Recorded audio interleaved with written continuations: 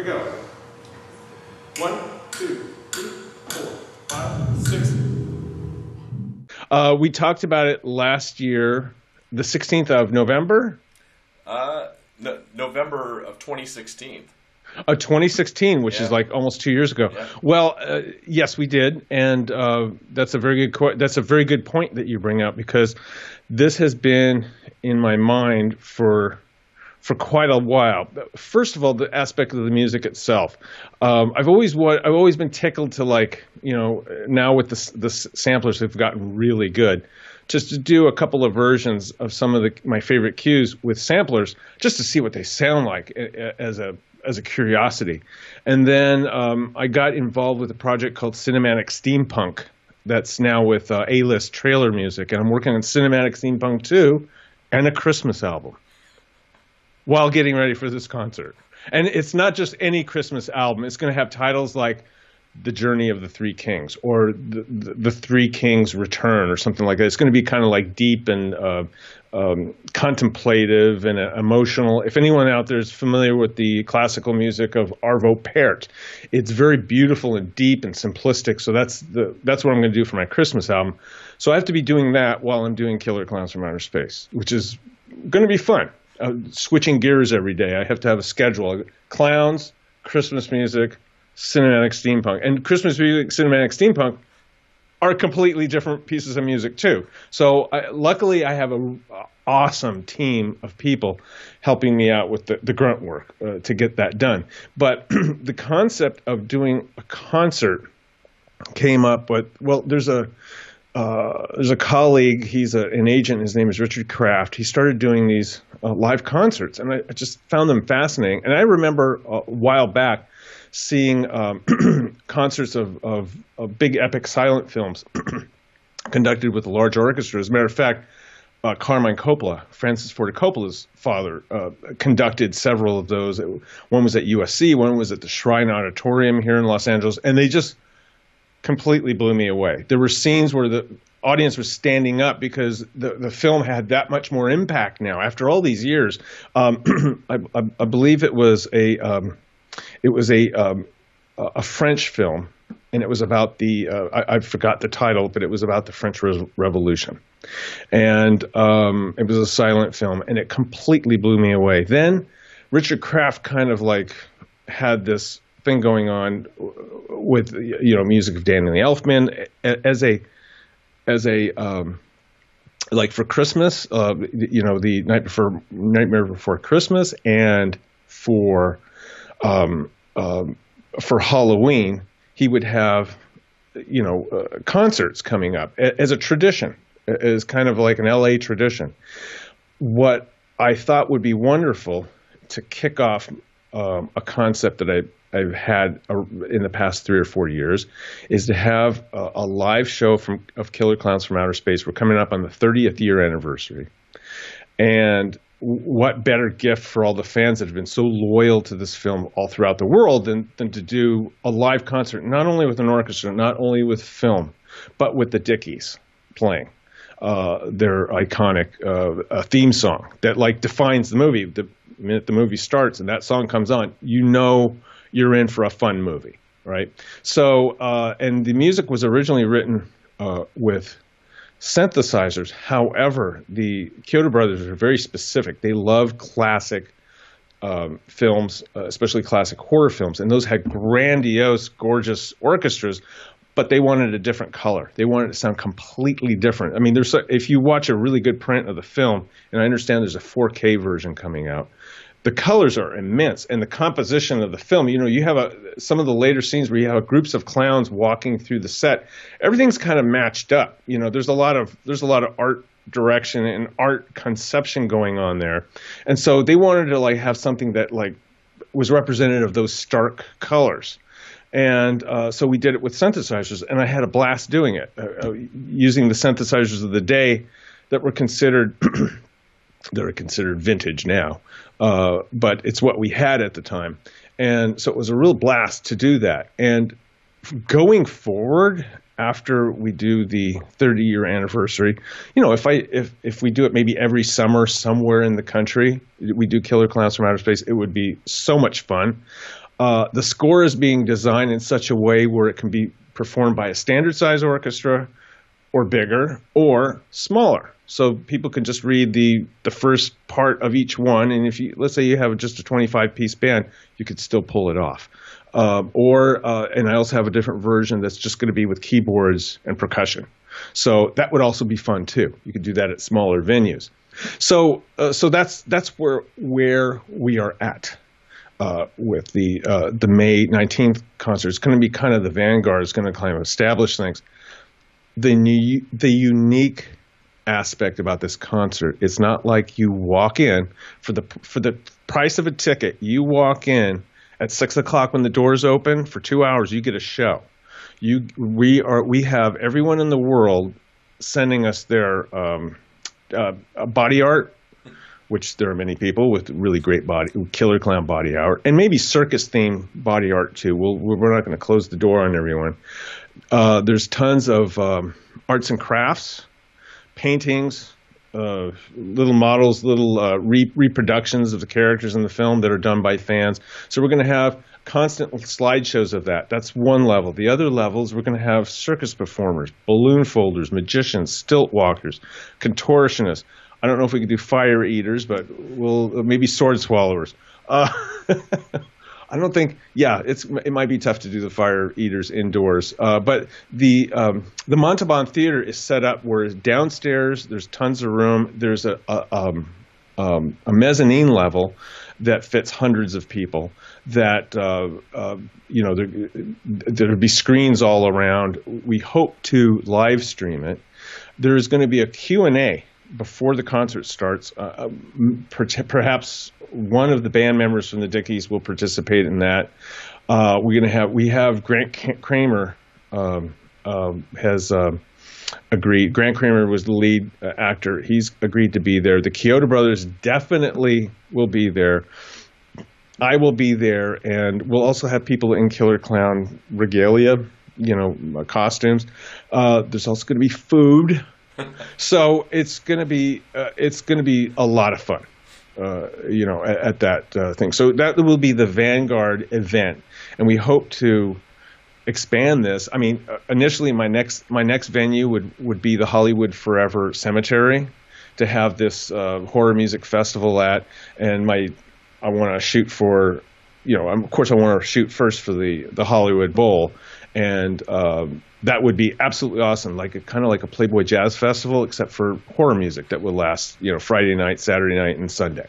So that's what this stands for. And it's interesting. There's a fan that has so much Killer Clown art. I mean, a really awesome guy and his wife, and I said to him, if you took a needle for this film, I'll put on a concert. That should be easy. I mean, when you think about the legacy of the movie, that's the theme of the concert. 30 years later, the legacy continues.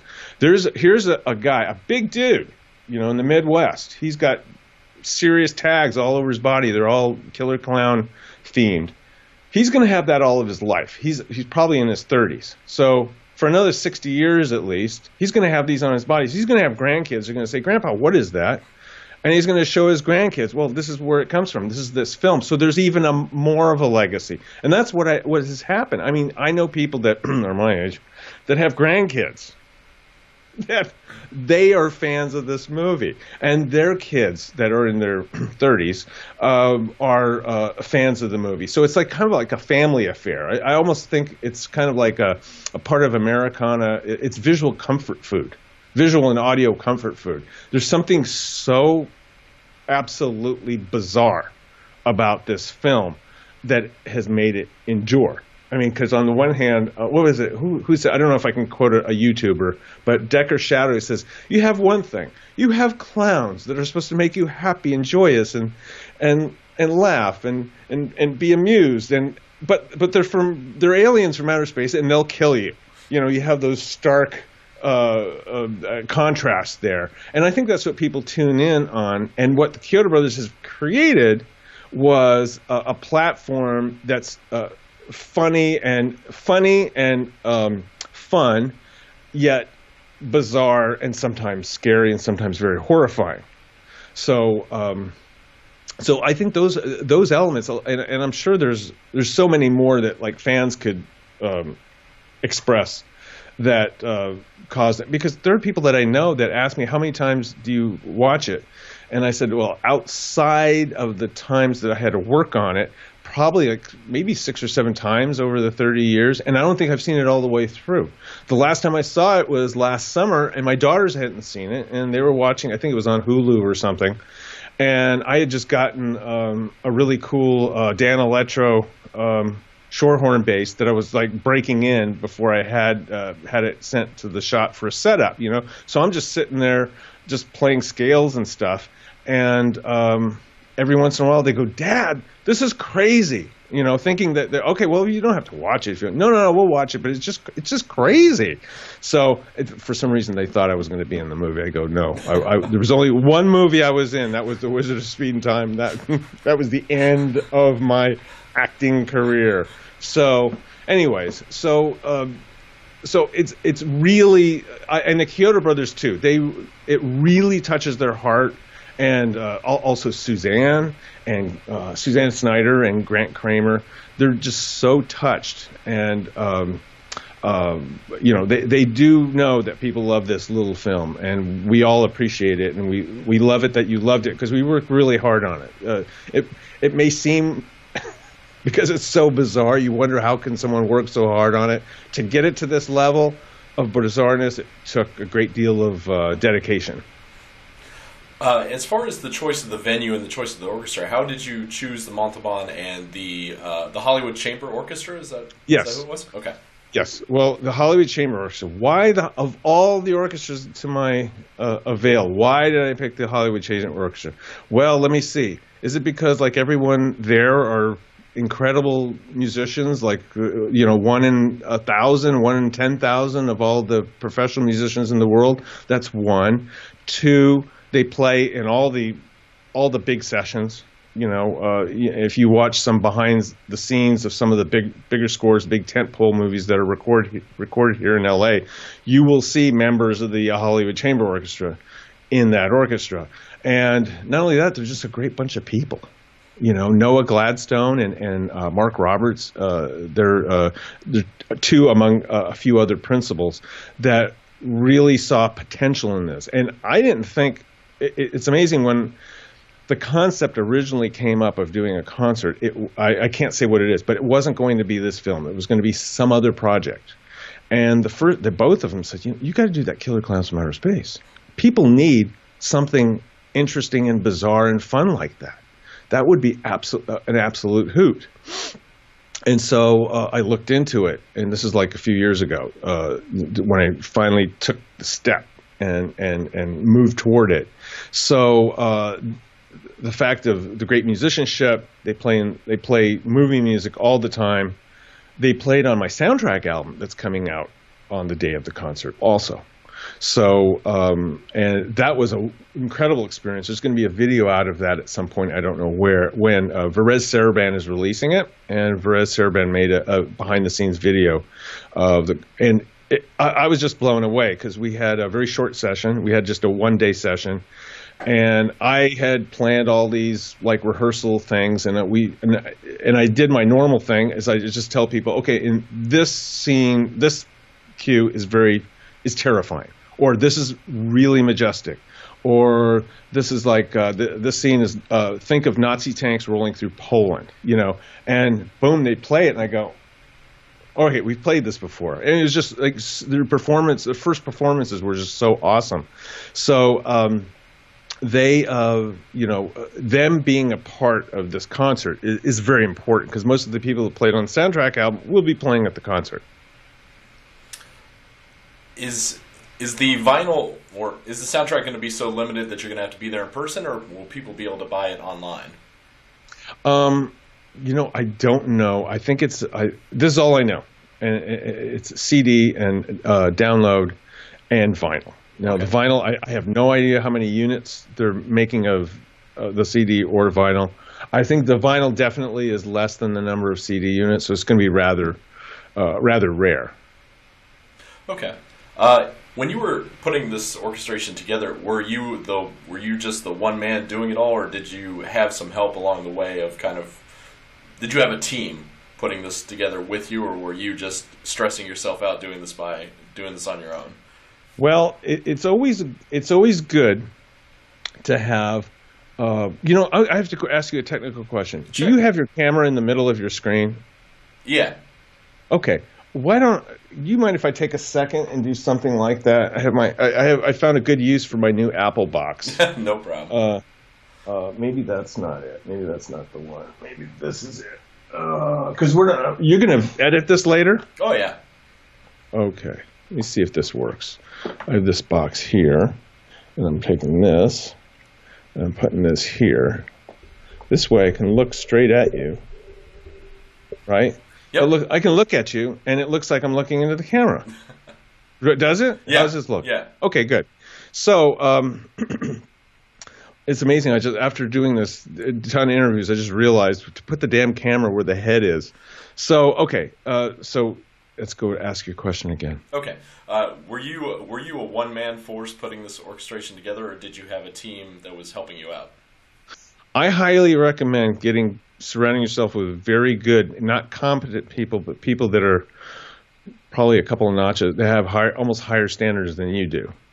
And working with the Hollywood Chamber Orchestra, they all have very, very high standards. When I walked into that recording studio, everyone was there, and I was there early. I was there at least 40 minutes early, because I didn't want to. Usually, if you come too early and musicians are still setting up and warming up, it kind of creeps them out sometimes. But I was able to get there early enough to tell everyone that I, bought food. It was in the it was in the it was in the lounge, and then the studio emptied out. But they came back a few minutes later, very happy, because it's always good to feed your troops. But with all the musicians came a little team of people that were 3 people that listened to the score as it's being recorded, because someone's going to pick up something. If you have 3 ears and eyes on a score and the sound, in addition to me, because sometimes I'm too I'm too involved in concentrating on performance, making sure everyone sees me, he sees my cues, that they're following me, or if there's any wrong notes, any big wrong notes, they can hear all the little fine-tuned things. You'll say, oh, we'll need to take it from this bar to this bar again. It's always great. I had great people orchestrating for me. I orchestrated most of it, but I passed it on to another orchestrator, a fellow named by the name of Bernard Eder in Germany, who's a conductor, conducts orchestras, conducts the repertory, and he orchestrates, and he composes, and he's in media music. So here's someone that has a very high level of skill, that he can either catch things or maybe improve something. He'll say, would you like this area here? I think I know where you're going for. Can I do some things? And I go, absolutely. If you can add something to it, or he made a different recommendations, but here and there, little bits. And so I really appreciated that. The engineer is a friend of mine from a long time, Larry Getz. He brought his crew over. Even though we recorded an awesome studio, the bridge here in Glendale, which is like on the other side of the hill from the Hollywood sign.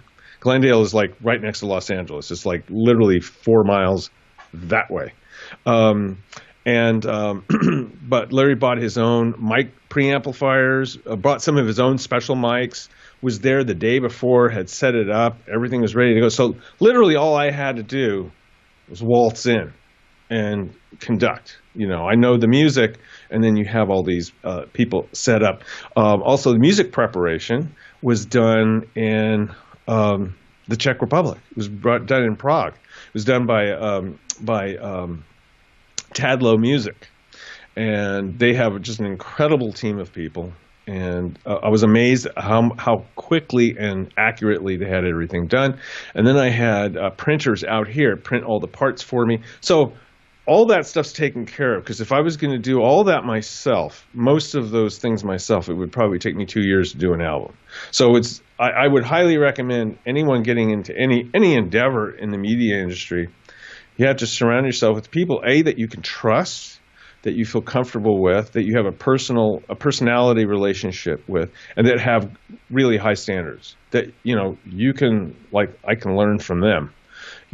And I think I have pretty high standards. And there are some people that that very much impress me. I had a meeting with Russell Emanuel and talking to him about some various projects.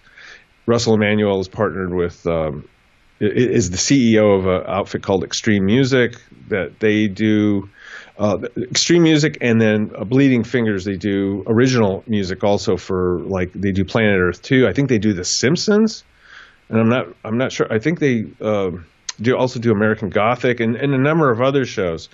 And the teams of people that they have working with them are just I really hope to be able to work with some of these people on my projects.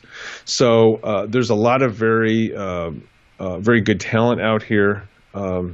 So yes, short answer is yes. I get a lot of help from people, because you cannot do this work all by yourself. Mm-hmm.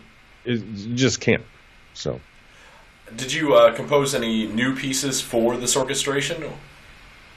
Well, it's interesting. I kind of have a band. No, unofficial band called Cinematic Steampunk, and we did a 6-minute version of the Killer Klowns March. So that's about the new thing. And there's another piece. There's a fan that really liked. There's a scene where there's a guy driving on the highway, and then there's a clown driving up next to him in an invisible car. He loved that piece of music, so I did another version of it that's at least twice as long, and I had Bear McCreary play on it. Bear McCreary played his hurdy-gurdy, and he played his accordion. So he did a wailing accordion solo throughout the whole thing. And there's a couple of Rocky and Bullwinkle style pieces of music in that, and Bear McCreary played on that also. Okay. Let's see. Sorry, little Dayquil out of it. Oh no problem. I can understand. Everyone's been fighting this cold. I hope it's not slowing you down too much. You also made me think. You asked if there any new music. The Dickies went back into the studio and recorded a new version of the Killer Klowns theme, and it's really cool because I like the original a lot. There are some elements that are in this new version that are brought out that much more, that are much more in your face, which is what I like.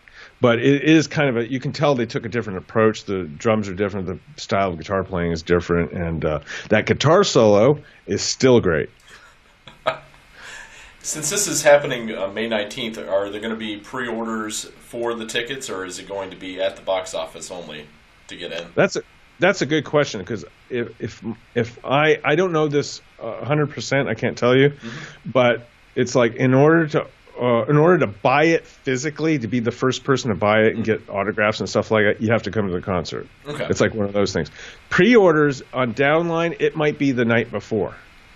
I don't know. I just got through the mastering. I'm just finishing up the mastering session, which I did. By the way, mixed the album myself. I edited and mixed it myself.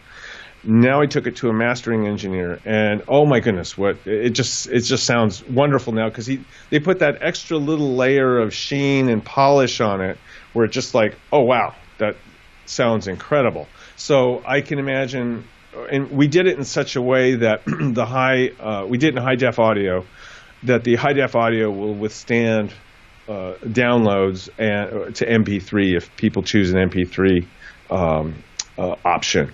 But I think, if I'm not mistaken, I think Veris Saraban has a high def option too. I'm not 100% sure. But in order to get a physical copy of the vinyl or the CD. I believe it's going to be there. They're going to have a table there at the venue. Okay. When you're up on your podium actually conducting the orchestra, is there a piece of music that really just gets you into that moment when you're conducting? Well, that's a very good question, because what I try to do is be so familiar with the music before I go in front of musicians that I can enjoy myself. Mm-hmm. You know, it's like it becomes a form of expression, and I must say that I have stolen the conducting styles of various conductors. Two of them in particular, Emer Noon, who does a lot of game media music. I actually told her, I watch your videos and I'm stealing just about every one of your cool moves. There's another guy who conducts for all the big Riot game recordings for their video games. His name is Anthony Parther, and he's this like imposing, big, huge dude figure. Man, when he gives his downbeat, and I go, I got to do that. And I says, you don't mind? And I actually called him one time. I says, listen, what are you charging for conducting lessons? And he says, well, he told me this, that, and the other thing. Oh, great. Okay. Are you free next Tuesday? Okay. Well, who's going to be, who's the student? I go, well, it's going to be me. And they go, you don't need to be, he says, you don't need lessons. And I said, well, yeah, it's because I've been stealing your style, but I need to get it directly from you. And he says, oh, and then we worked out something. But because he thought I was going to recommend some kid out of college or something like that. But yeah, I like. Is there a particular piece of music? Well, if you're talking about the Killer Klowns from Outer Space score, yeah, it's a very unassuming piece of music. It's called.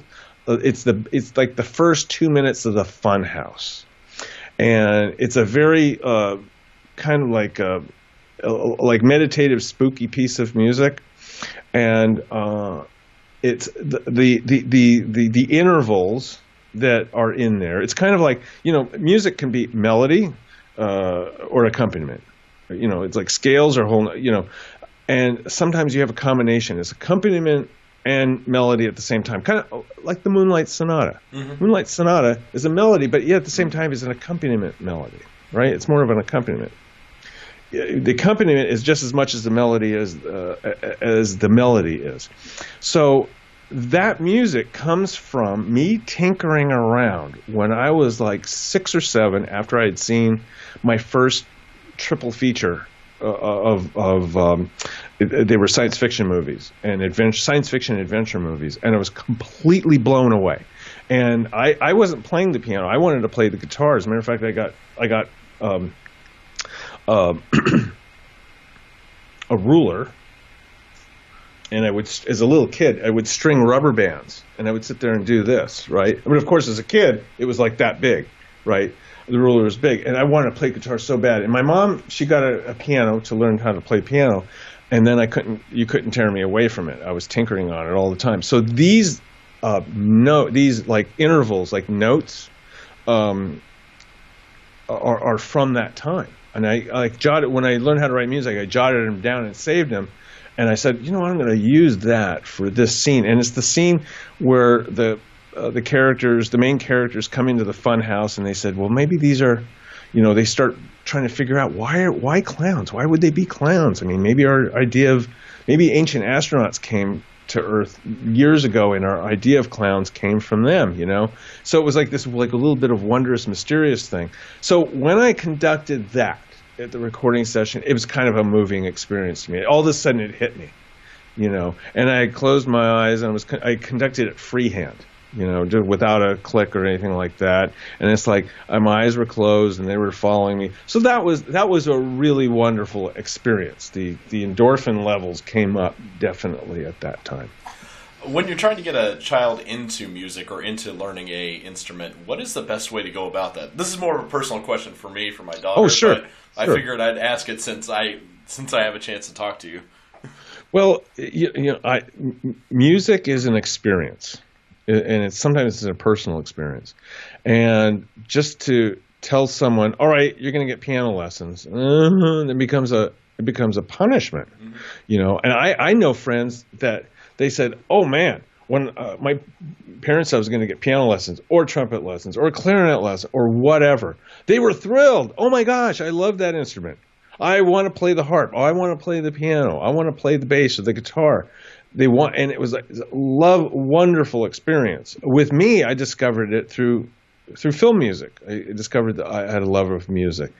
But to encourage a child, it's almost like you have to have a calling. Mm-hmm. I think that's what it's like. So if you expose them to enough music, for instance, I've been exposed to music you would never think would affect me. There's a place, there's Disneyland here in Southern California. There's also Knott's Berry Farm, right? Knott's Berry Farm was like a recreation of an old Western town, right? And they had a theater. It was called I don't know. It was like the covered wagon theater, where they had all these covered wagons in a semicircle, and they had this outdoor theater that they would have concerts. And I saw Chet Atkins. I don't know if you know who that is. Chet Atkins, Buck Owens, a lot of top name. You know, Buck Owens. He had created what's called the Bakersfield sound, which is like the combination of Western music and Mexican folk music, which is a very interesting sound. And I was like right there, in like to 3 arms length away from musicians, world class musicians. They were country Western musicians, but musicians nonetheless that are able to express themselves within their own genre in such an expert, expressive way. So that's another reason why I wanted to play guitar. I saw Chet Atkins playing. I go, I want to do that. I never learned to play guitar. I did learn to play the bass, but I never really picked up a guitar. I do pick up a guitar and get like effect sounds out of it, but I wouldn't join a band, play guitar. But yeah, I think it has to be more or less a calling. Mm-hmm. You know, if something like maybe take them to concerts. But don't be surprised if they might get bored to death. I mean, my daughter is so much into dance and so much into ballet. It took her a while to be interested in going to a ballet, because the first time she went to a professional ballet, she was a little intimidated. It was a little too much for her. And so, but that doesn't mean she didn't still have a love for it. But I would say that expose them to music that you like. See what I mean? Well, it's funny because she listens to a lot of things that I play in the car. So, like postmodern jukebox, a lot of those songs she loves. The surfer version of Barbie Girl. She likes a lot of Puddle's Pity Party covers. Oh, great! And then this past week, I was watching Twisted Sister's "We're Not Gonna Take It" music video. And she came into our bedroom and started watching it, and she started going along with it, and she said, "Can I watch that again?" And I was like, "Yes, because there's really nothing that bad in it. I'll let you watch it." And then that's all of a sudden now it's metal. Right.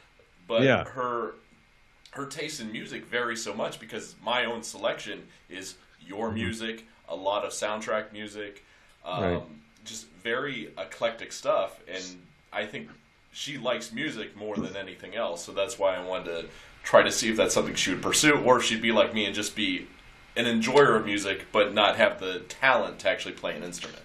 Right. Well, I can tell you that it's a little bit of a journey, because I know kids who have like started on the flute for some reason, because they kind of wanted to take band. They didn't know what instrument to take. Like when I went to band class, the only reason why I took in junior high, the only reason why I played the trumpet is because our band instructor for our junior high was a Marine drill instructor, and was in the Marine band, and he played trumpet, and it sounded awesome, and I wanted to get a sound like him. So some kids pick an instrument, could be anything. You know, let's say they pick the flute or the clarinet or the bassoon. I have a friend who learned how to play the bassoon only because there was no bassoonist in his junior high school orchestra. And the only reason why he played bassoon, because they were always going on field trips. You know, he was in Virginia. They would go to the Kennedy Center. They would go, up in New York. They would go to places in D.C. They would go to and he goes, well, I want to get out of school and travel too. So he's like one of the first call bassoonists in L.A. now, and he's a conductor. That's Anthony Parther. That's how he came to music, and he started at 11. 11 years old. So and I know kids from experience. Like just recently, there's a friend of my daughter. She played flute, and then she went to the guitar, and then I heard her sing. Oh my gosh, she has this wonderful, soulful voice. So it's like a journey. It's like something that they kind of like have to. It's a discovery. They have to discover on their own. So I don't know. I would say, take her to a music store and let her walk around and see if something gets her attention, and then little by little she'll discover something. So that's the best advice I can give you. I started out with the trumpet myself in 4th grade. I just really? I didn't last that long in band. It took me years to get a good sound. Oh yeah. I mean, I must have been driving everyone crazy. I had to practice when everyone was gone, and I had to do it in a closet because you had to develop this embouchure. This is an instrument, kind of like a reed for a clarinet, and it was hideous. It was painful. It was painful. So I'd say my sound came in when I was I started playing when I was 12. And I think it really came in when I was 16, and that's like practicing all the time, Yeah, I just didn't have the patience for it. So, yeah. Off the topic of Killer Klowns, the VR Jesus project you worked on, where is that right now? Is that still in development? That's so interesting because I'm about to have daddy-daughter night with the producer, and apparently it is so secret. I don't know what they're doing with it. Last I heard, I don't know. I never knew of a particular date, like a confirmed hard date that it was being released, but it's being released to. It's coming out. It's supposed to come out in phases, and then be available to the general public. So that's all I can tell you. I had just approved.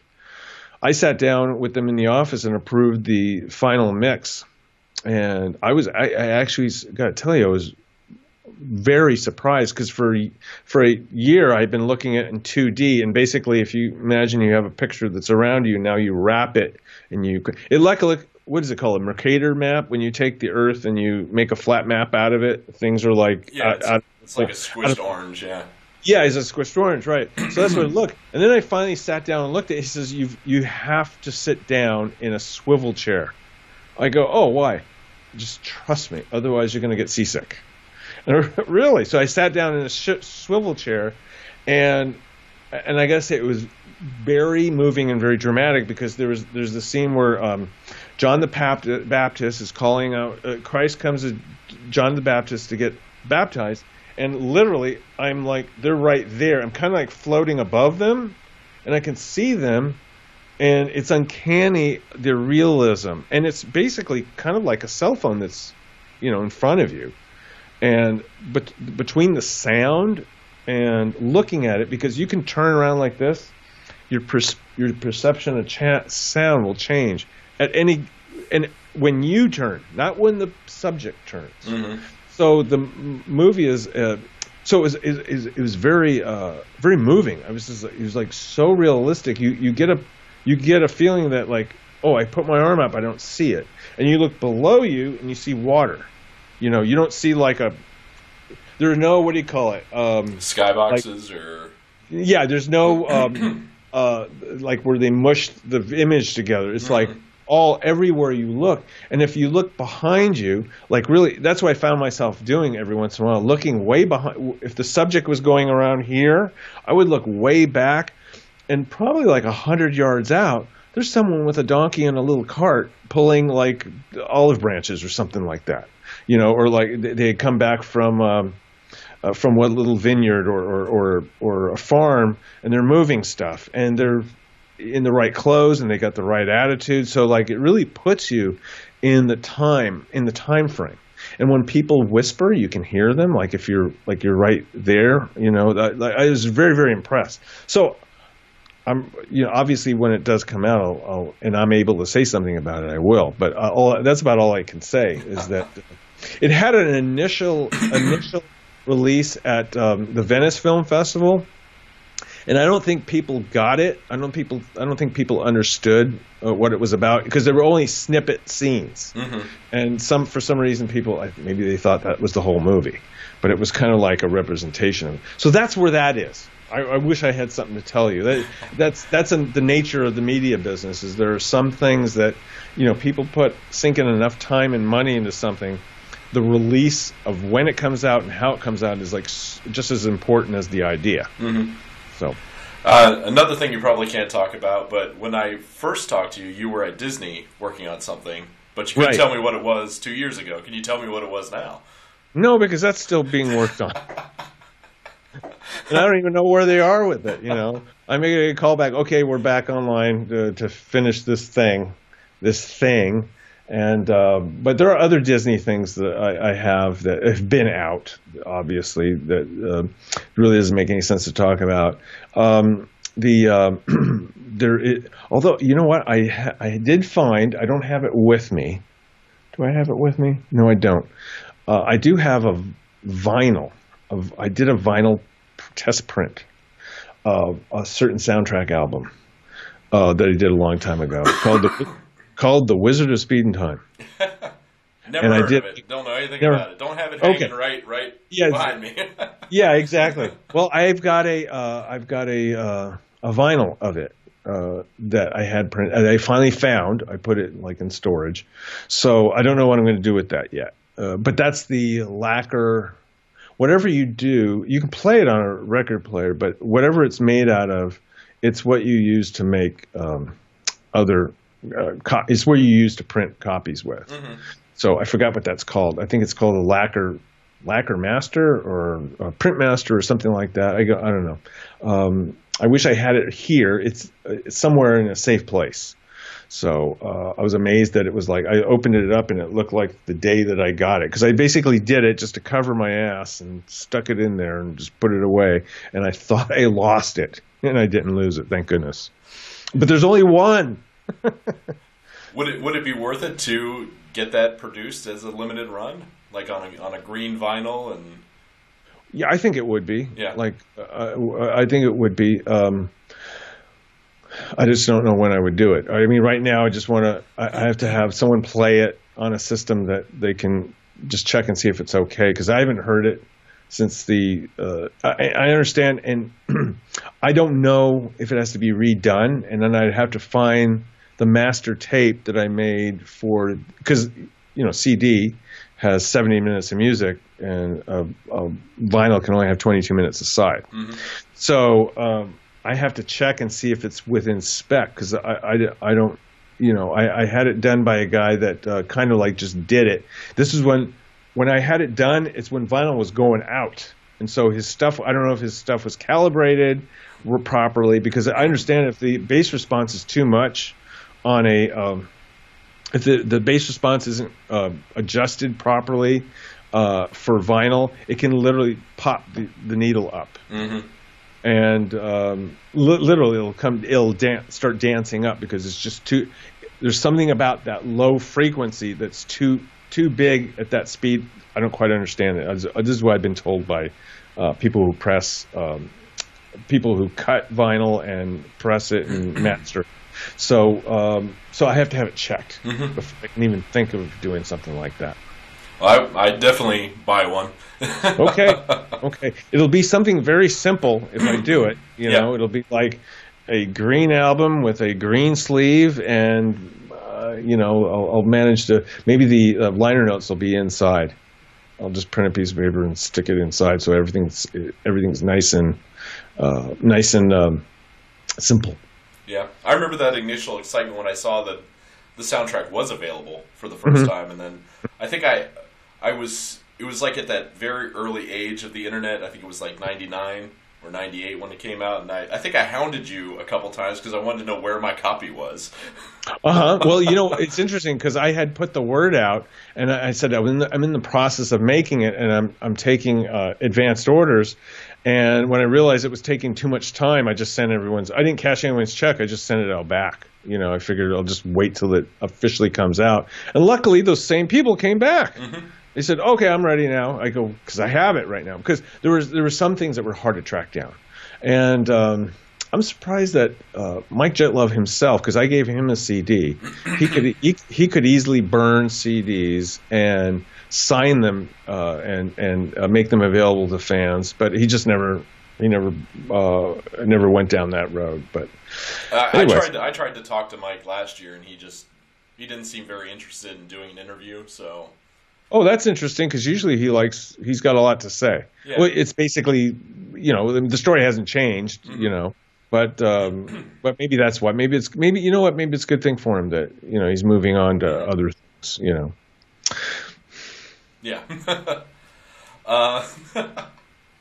Let's see. I don't think I have any other questions, but I'm sure there's some more information about the concert that you'd like to tell everyone, so everyone's all up to speed. Well, it's here in Los Angeles, California, in the community of Hollywood, because Hollywood is like a part of Los Angeles. And it's actually practically at the corner of Hollywood and Vine. Couldn't be more Hollywood than that. It'll be May 19th, which is a Saturday. And that weekend is the weekend that the original movie came out. So that's another reason why I was going to have it in October of last year, but I said, you know what? It makes more sense to have it, and we can plan for a lot of really cool things. So it's going to be there. It's going to basically be a circus as we go in. What I'm really looking forward to is selling it out so we can potentially have a matinee on Sunday and a second show on Sunday. That would be really awesome. That's what we're kind of planning for, because again, we're looking for like a circus event where everyone's going to have a ton of fun. That they're going to be able to say, "I was there for the premiere of my favorite movie," And there are people that are coming from up north. There's already, I've seen online people, I think it's on the Dickies page, people have pictures of their tickets, and they're from St. Louis.